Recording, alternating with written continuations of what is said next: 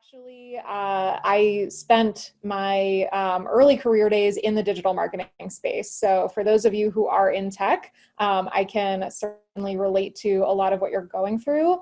And a lot of the coaching that I do is actually with my fellow women in technology, which is why I love partnering with getWITit and Tech Elevator and all these amazing Cleveland companies in this space, because I think that we all have a lot in common, both really great things that we're experiencing and maybe also some challenges that we're facing. So I really enjoy being able to come together as a group and talk about some of this stuff. And then my fun fact, I actually discovered life coaching by working with a life coach. So I was really trying to figure out what I wanted my next step to be, and what I would feel would be a really fulfilling way to spend my time and my energy, and wanted to do with my life. And so I felt really stuck, and I reached out to a life coach, even though I had no idea what a life coach was at the time. It just so happened that the woman that I found was a life coach, and that was my introduction to it. And I just absolutely fell in love with coaching, and I knew that it was what I wanted to do. And so that's kind of my very quick and dirty little background story. So I also just want to start off, before we dive into things, with a little bit of context around what a life coach is. I know that this is still a relatively new field. Like as of a couple of years ago, I didn't even know what it was myself. So for those of you who are not familiar, a life coach is basically someone who helps you figure out what you want your life to look like and how you want to show up in your life, and then make that happen. So it's a lot of digging into your values, trying to figure out how do you actually live out those values? How do you make sure that the things that you're doing every day, every month, every year are in alignment with those values that you have? It's a lot of figuring out what sort of goals you want to work toward for yourself. It's figuring out how you want to show up for yourself, right? I do a lot of work around inner dialogue. We tend to fall into certain patterns of how we talk to ourselves, and those can often be very harmful and very negative. So I help people really shift away from that pattern of self-doubt or imposter syndrome and move into more of a foundation of confidence so they feel really good. So that was a little bit more about how I do life coaching, but in general, one common misperception actually of coaching is that it's somebody who's just going to give you answers. So people come to me and they say, oh, perfect, tell me what to do with my life, and you'll just hand me a roadmap and I'll go follow it. And I say, well, that's actually not quite how this works. So my job is not to tell you what to do. Say, I don't know you or what's best for you any better than you know it for yourself. And so my job as a coach is actually to help you see things differently, to ask you really powerful questions that get you thinking about things maybe from a different perspective, questions that maybe you've never really asked yourself before in your life, and to start to just get really curious about what feels good to you and what in alignment and out of alignment, and what do you want to do about that. And then we kind of go on together. Last big piece of it too that I want you to know about coaching is it's very focused on action. So I always say, you know, we don't just talk about the thing, we actually do it, right? And so it's not talking about what's wrong or what feels heavy, it's actually changing it, right? It's actually moving into action around that. And so actually a big part of why I designed this workshop to include the journaling prompts that you guys are going to get to work through tonight is because I love to have you actually feel like you are implementing these things right now and give you that opportunity. I can share ideas with you and you can walk away and say, oh, that was a cool thing that Sarah said, that was really interesting. And then tomorrow you forget about it maybe. But if you're journaling, then you get to walk away with something that feels really personal to you and something that you can continue to expand on or work with on your own. So I hope that you all take something away from that tonight. So why are we here in this workshop specifically? So my goal is really to create a space for us to all process and slow down. I think we could all use a little bit of that right now, given everything that's going on. It's something that I think a lot of us are needing, but always offer to ourselves. And so allow this workshop to be a space for you to do that. We're also here to just a little bit deeper around what we're feeling right now and connect with each other on it. I think one of the most powerful things, one of the things that I love the most about doing workshops is being able to say, the reason that you are showing up to this workshop right now is the same reason that everyone else around you, and normally we're in a room and I can say, look around you, but in this case, look around you on Zoom, right? And all of these people, we're here together as a community and as a group because we are experiencing similar things, and that's really powerful. And lastly, I think another goal for me in doing this workshop with you guys tonight is to just give all of us permission to really take care of ourselves right now and really honor our needs. And so we're going to do a little bit more talking about what our needs are, how to really honor them, how to surface those as we go. But I invite you to just start thinking about that. And I also invite you to give yourself a ton of credit for even just showing up to this tonight, right? By being here, literally just by being here alone, you are showing up for yourself. You are saying, I am going to set aside an hour and a half of my evening to go do something for me, to work on myself, to reflect, to pause. And these are all really beautiful and powerful things. So give yourself the credit that you deserve for being here already. Okay, so quick overview of how this is going to go. I'm going to share with you guys some tips, techniques, ideas around shifting your mindset, around getting to that more grounded place with your energy, with your thoughts. And we're going to do some live journaling. So once again, grab a pen and paper, have your laptop ready, and we're going to pause throughout to give you minutes at a time to do some journaling prompts. And then at the end, I want to be respectful of everyone's time. I know that I think we said the workshop was going to be an hour. So I'm going to try to get through all that in an hour. And then for anyone who does want to stick around, I'm happy to take questions. I'm happy to have more of a discussion around what was coming up for you guys as we went through this. All right. So my first topic that I want to talk about is control. And this is a really, really big topic in coaching and in life. And that's why I wanted to start here. So we're going to talk about both releasing and embracing control, which I know are complete opposites. So allow me to explain. So one of the very first things that I discuss with my coaching clients that I teach is that we only have control of ourselves. And I know for me, I have a number of people in my life where I would love to have more control than I do of them and what they say and what they do, right? We all have these thoughts sometimes of, oh, if only she would understand this, or if only he would just do this thing, right? And we're vying for control, but really, we ultimately can only control ourselves. And that also goes not only for other people, but as we are very much aware of right now, also for situations. And so we are learning that lesson right now, maybe more than ever, that we, much as we want to, we can't actually control a lot of what goes on around us and how it affects us. And so once we can come to accept that fact, that's actually where the power comes from. So when we think about anxiety, I think a lot of us are really experiencing anxiety to a higher degree right now. And maybe a lot of us actually experience anxiety to a pretty high degree under normal circumstances. And now it's just even more exacerbated. And that's completely understandable given what's going on.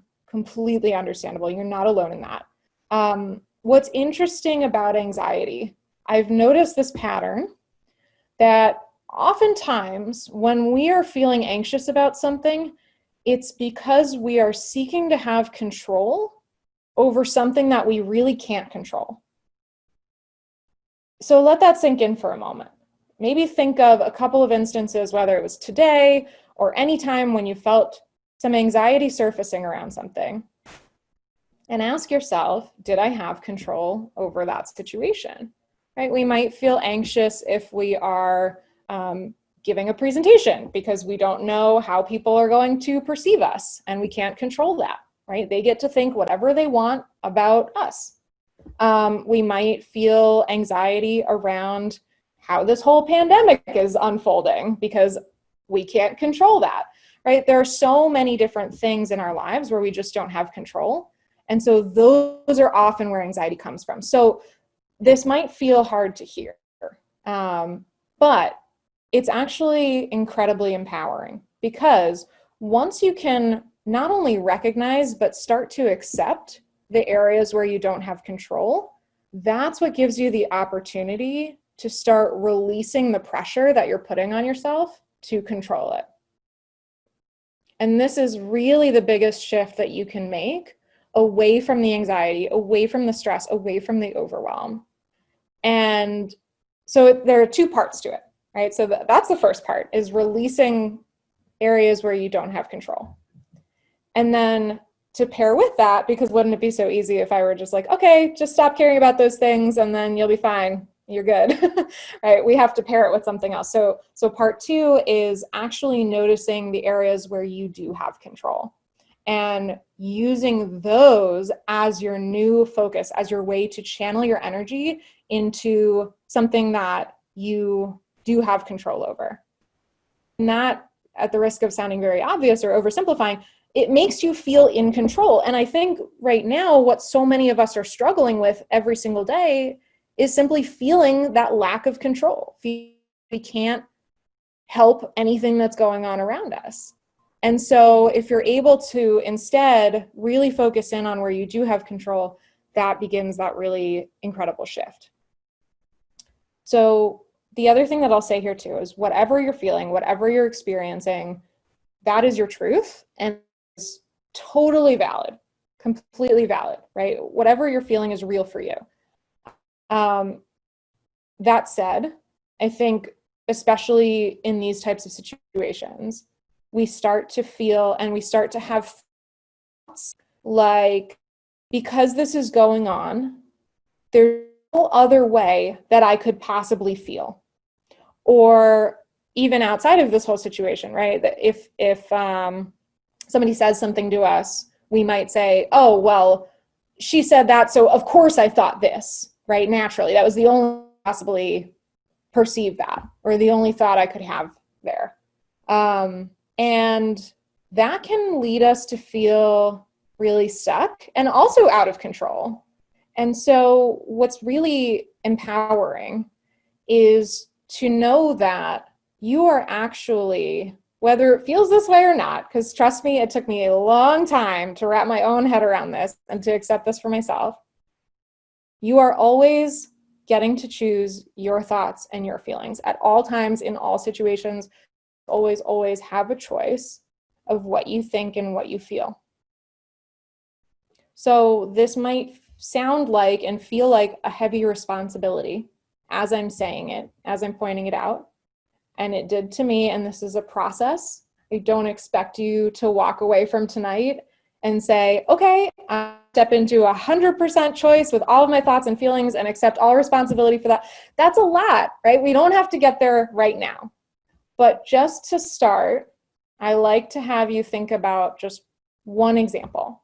So this is actually a great segue, because what I would love for you guys to do right now is this first journal prompt that I have for you, exploring these concepts. So take a few minutes and jot down, what do I have control over right now? And how can I shift more focus to these things? And remember that when you're thinking about what do I have control over right now, it doesn't have to be anything huge. It doesn't have to be this grandiose thing. It can be anything. It can be literally as simple as I have control over whether I'm inside my house or outside on my patio. I have control over what I'm making for dinner tonight. I have control over my breathing, right? It can be small things, because when you start to list the small things, you notice that they actually add up, right? And the more you can show yourself, prove to yourself, actually, there are things that I'm in control of right now, that's going to allow you to start shifting away from that anxiety. So go ahead, take a few minutes, and then we'll regroup.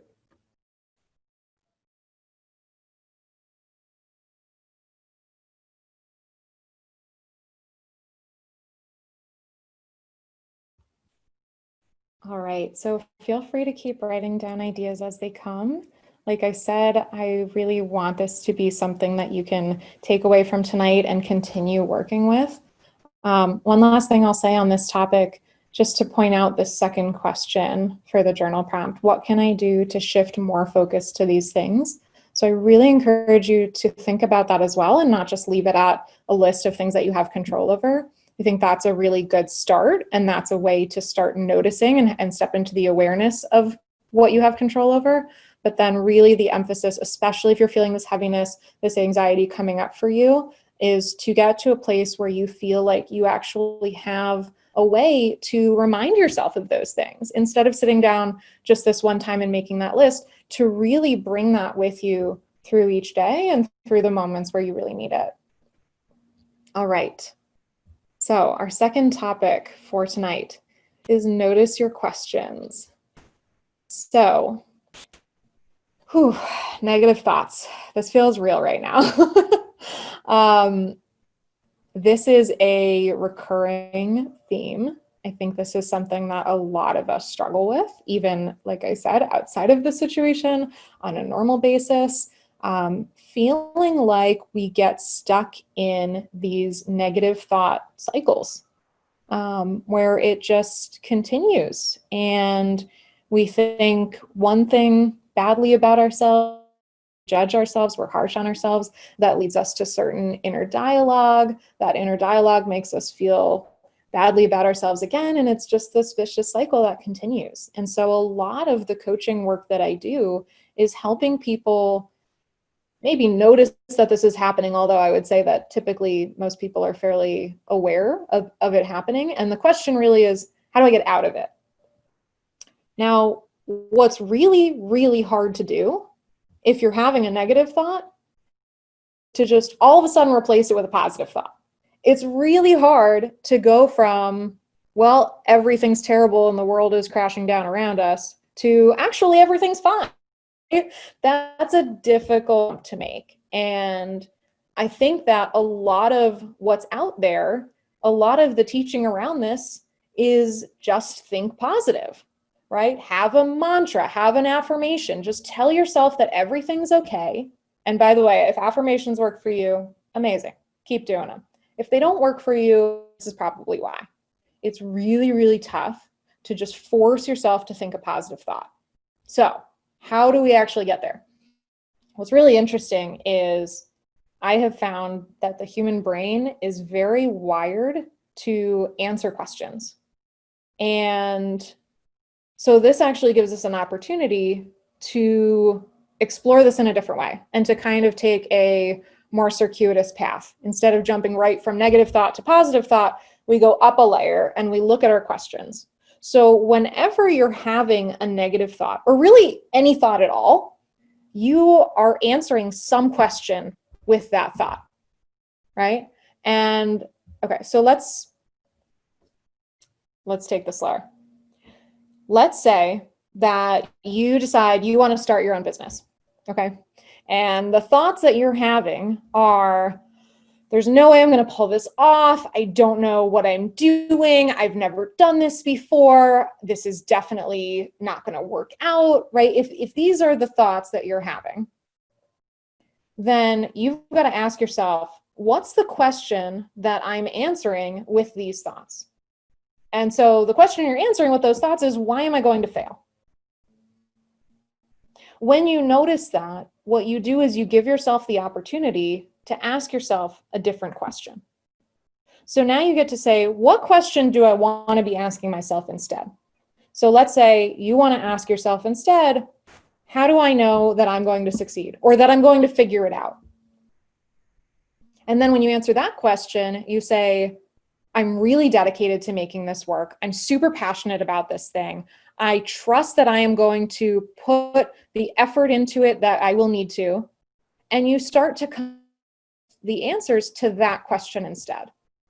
So instead of trying to get yourself nearly impossibly from the thought of, I'm definitely going to fail at this, to here's how I know I can handle it, we go up a layer and we look at the questions.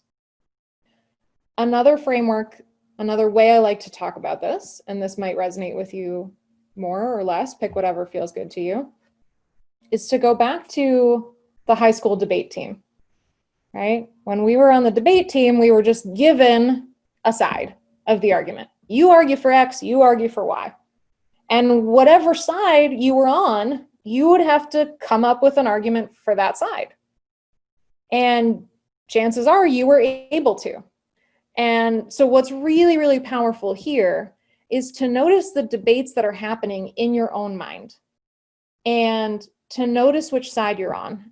And what's really, really eye-opening is when you start to think about this, when you start to really look into your thought patterns, when you start to bring a lot of intention to this work, you might realize, actually, I've been arguing for this side of the debate for years, maybe decades. It's been so ingrained in me to think about this thing or to think about myself in this way that I've actually never even tried arguing for the other side. So if the thoughts and the question layers feel complicated or difficult, and this feels like a better fit, then all you have to do is ask yourself, what am I debating for right now? And what's the other side? Let me try arguing for the opposite side. What if I brought in a different perspective here? What might that sound like? And it might sound really foreign, and it might sound a little bit forced, right? This is something I hear a lot from my clients. Okay, well, I can tell you kind of logically, I can tell you with my thoughts what I would argue in theory on the other side, but I don't believe it yet. And that's okay. That's totally normal. That's where we start. We start by just noticing what is possible. What is another option for how I might think about this or what I might choose to believe here? And then once we have those options laid out and we play with it, right? Almost like Play-Doh, like you've got to feel it, you've got to hear it, you've got to practice it, you've got to explore it a little bit, get curious with it before you can expect yourself to all of a sudden believe it and feel it fiercely and passionately and confidently. You've got to build up to that. So the very first step is just asking yourself, what could it sound like if I switch sides? Or what could it sound like if I choose a different question? So sorry, I missed a slide. Okay, so a couple of examples that might feel relevant right now. So you might choose, as you step into this awareness and you start noticing your thoughts, you might choose to shift from asking yourself, for example, why are things so terrible right now? To instead asking the question, how do I know that I'm doing my best to stay healthy and safe? You might choose to switch, how do I know that I can't trust this situation that's completely out of my hands, to how do I know that I can trust myself? And if you're really thinking about this closely here, you'll see the control theme from our first topic coming into play again, right? Where the first question, how do I know I can't trust this situation? It's also, this is something I can't control. To actually let me focus on something that I can control, which is the trust in myself, right? So these things start to weave together pretty quickly, which is really powerful. Okay, so those are a couple of examples. So for your next journaling prompt, take a few minutes. I put down the 4 questions here, this 4-step process. Feel free to walk through this, or if the debate framework feels better to you, then go ahead and play around with that, okay? So for the question side, ask yourself, what's a negative or a worrying thought that I'm having? Could be right now, could be earlier today, could be last week, whatever you want to work with. What question am I answering with that thought? What's a different question I want to ask myself instead?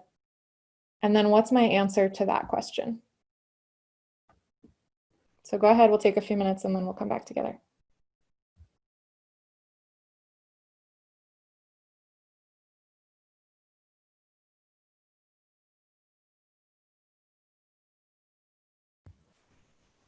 All right.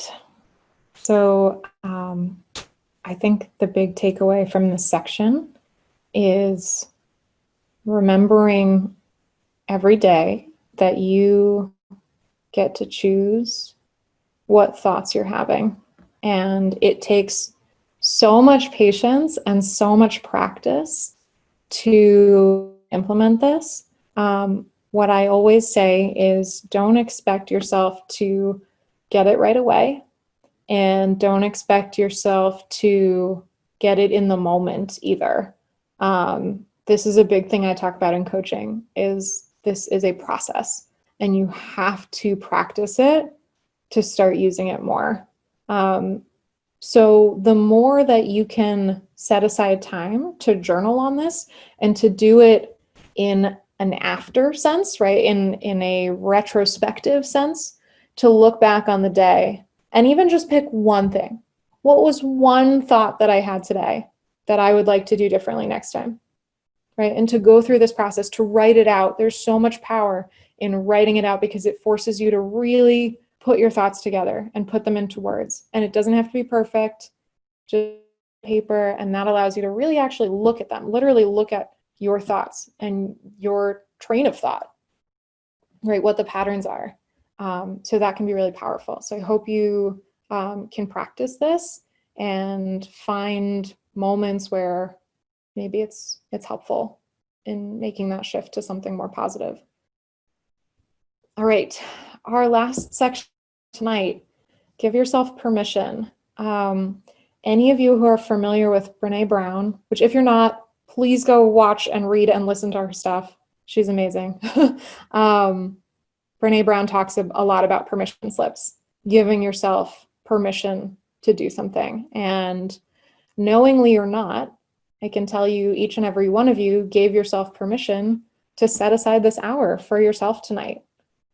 And when you can bring this idea to the forefront and ask yourself, when you wake up every morning, right, what am I giving myself permission to do right now? Or before you go into a meeting or go into a conversation with somebody or anything, right? What am I giving myself permission to do here, or to be here, or to say here? It's such a helpful way to bring a lot of intention to your actions, to your thoughts, to your feelings, right? And even right now, can I give myself permission to feel heaviness around this situation? So let's talk about it. All right. We as women, especially, tend to put ourselves last. And this is something that I hear and see time and time again, that I have also experienced myself. We think of everyone else first, right? When we think about the relationships in our lives, typically the very last relationship that we think of, if we even think of it at all, is our relationship to ourselves. And yet that's actually the most important relationship in your life, is the one that you have with yourself. And yet it does not always get the attention that it deserves, or the intention, right? The intention that it deserves. And so one of my favorite things about being a coach and working with women specifically is helping them not only notice this, because again, we often notice it, right? And the question becomes, what do we do about it? How do we change it? And this is probably the biggest place where we can start to give ourselves permission. This is like the highest level bullet point, and everything else is kind of underneath.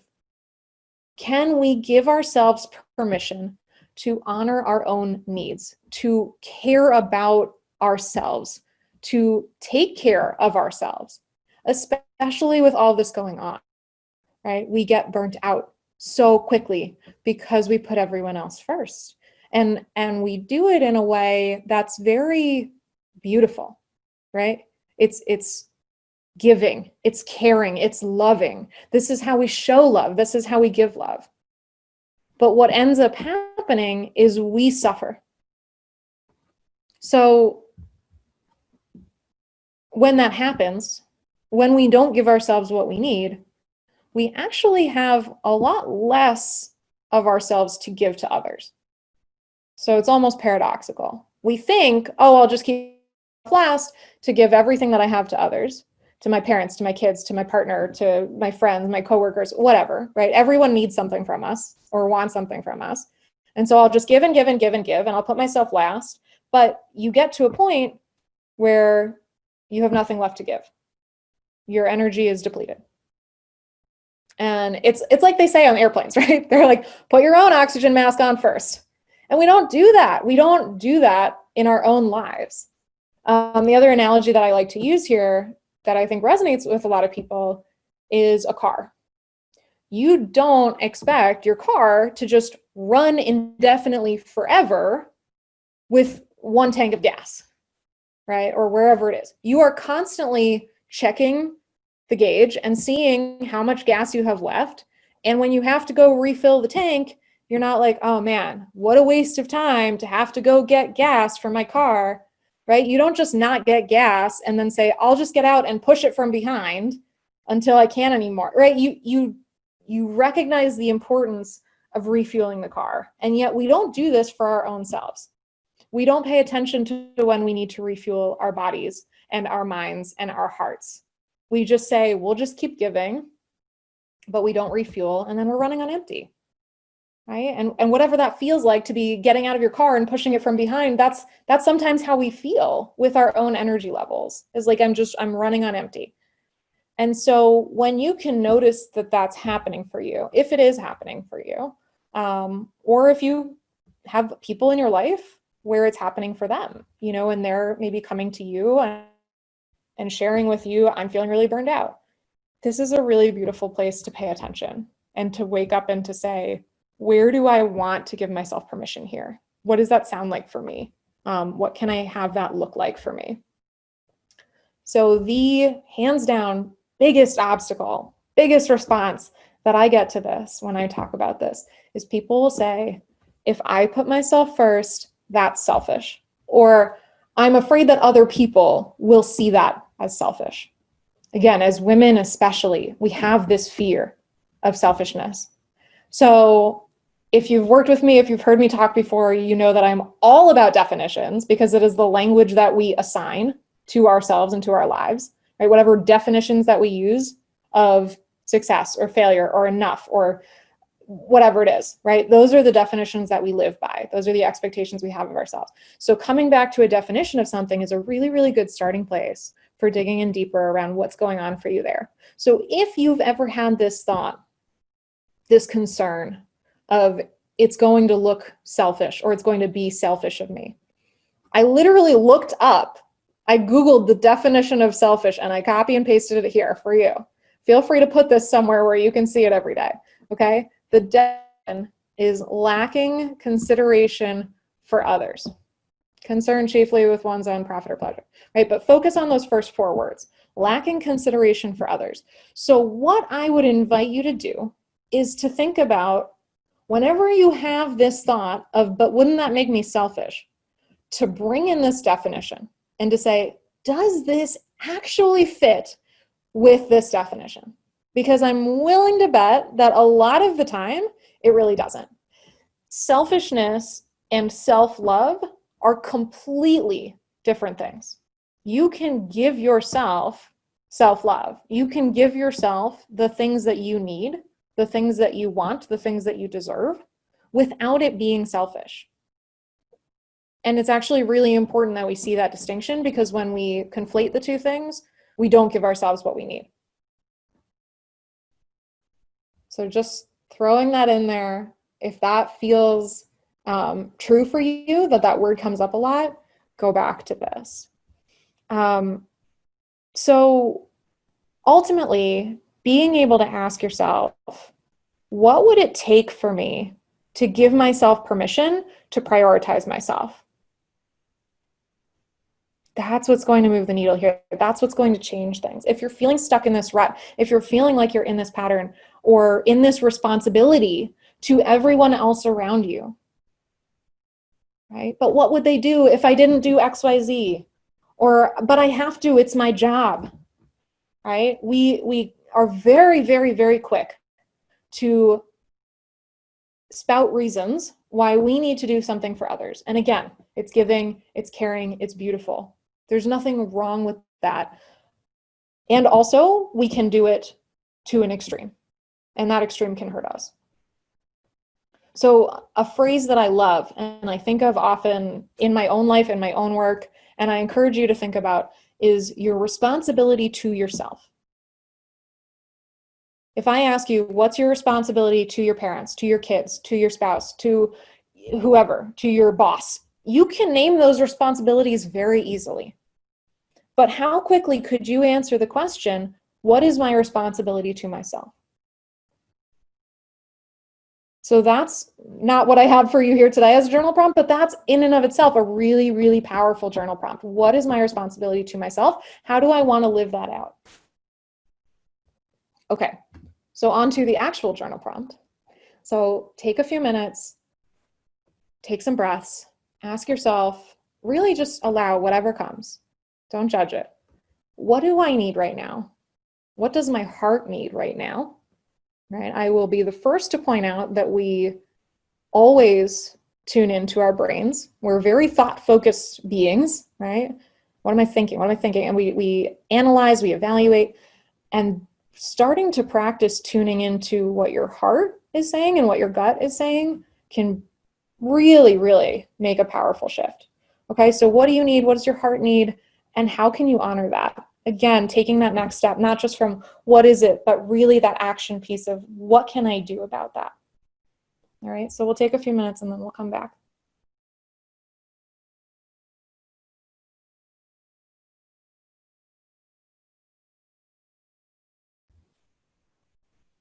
All right, so since we have a few minutes left of the hour, and I do want to be respectful of people's time if anyone needs to hop off, I invite you to continue working with these journal prompts, expand on them, revisit them, start over, really just explore and see what comes up for you. And I hope that it's insightful. I hope that this is the first step for you in starting to give yourself permission for this kind of work, and to start feeling better and feeling less stressful and less anxiety, and just putting some of that weight down. So I will just share one more thing before we do questions. If this work felt good to you, if it felt interesting or insightful, or just like a good, refreshing place to focus, I do offer one-on-one coaching, and I have a new program. Given everything that's going on, because there is such a big need for doing this type of work and focusing on these things right now. So I'm calling it Reconnect, Realign, Recenter. It's really, just to give you an opportunity to go even deeper into this work. And so when we work together one-on-one, we kick things up several notches. We are in just, totally like conversation mode with each other. You bring to me whatever is on your heart, on your mind, and we talk through it. And like I said, we always bring that action piece in. A big part of what I do as a coach is just holding space for people. So if you're feeling like you could just use somebody to listen right now, and hear what you're going through, that's amazing. We can do that. If you're feeling like you're just really stuck and you're wanting to get yourself into a different mindset, into a different place emotionally, mentally, we do that too. So if this is at all interesting to you, feel free to check out my website, sarahbrodycoaching.com/recenter. You can learn more about what this looks like, and we can schedule a free call to chat about whether it's going to be a good fit. So more than happy to talk through that with anyone who's interested in continuing this type of work. And then you can feel free to reach me. I'm at Sarah Brody Coaching pretty much everywhere on the internet. So even if you just want to say hi or ask a question or be Facebook friends, let's do that. Feel free to reach out. And so, yeah, that's the end of sort of the presentation mode, so to speak. I'm more than happy to stick around and do a Q&A, have a discussion around what came up for you guys. So if you do have to hop off, thank you so much for being here. And if not, then let's stick around and chat.